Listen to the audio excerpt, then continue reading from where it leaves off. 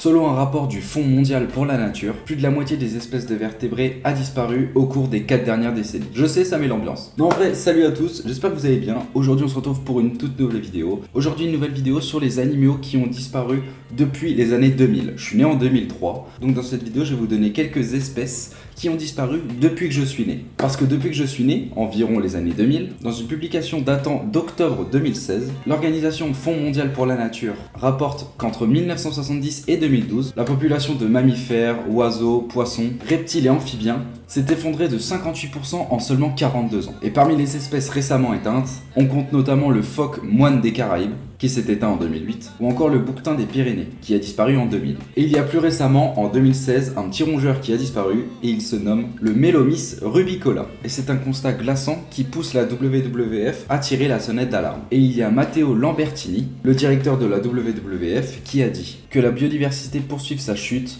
et le monde naturel que nous connaissons aujourd'hui s'effondrera d'un seul tenant. Donc voilà, c'est un discours pas très joyeux, et les prévisions faites par l'organisme ne sont pas du tout plus rassurantes. Le déclin des espèces sauvages devrait atteindre en moyenne 67% d'ici les années 2020, si rien n'est fait pour stopper ça. Et je vais maintenant vous donner 5 espèces qui ont disparu depuis que je suis né, depuis les années 2000. Le rhinocéros noir d'Afrique de l'Ouest. Cette espèce a été déclarée disparue en 2011, et malgré des tentatives de protection, l'espèce principalement présente au Cameroun n'a pas résisté au braconnage. Ensuite, il y a le crapaud doré, endémique du Costa Rica. Sa population était seulement répartie sur un territoire de 4 km².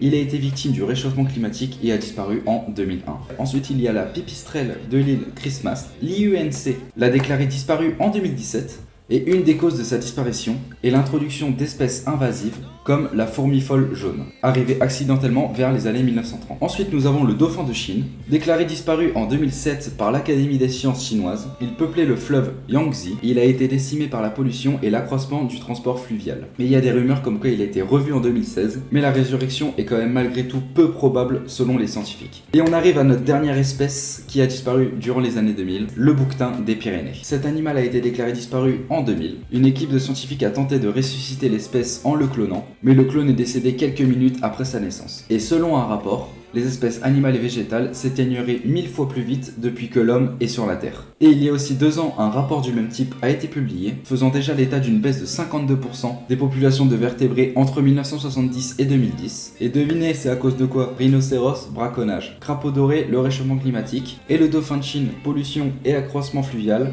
C'est à cause de nous. Non, en vrai, l'activité humaine, telle que l'exploitation forestière, l'extraction minière, la production d'énergie ou encore le développement des transports, la surexploitation, les maladies, la pollution jouent un rôle essentiel dans cette dégradation ultra rapide. Mais le réchauffement climatique aurait un impact minime, car on n'est qu'à 1 degré de plus de réchauffement par rapport à l'ère pré-industrielle. Donc voilà, je voulais vous faire cette petite vidéo plus pas mal de temps.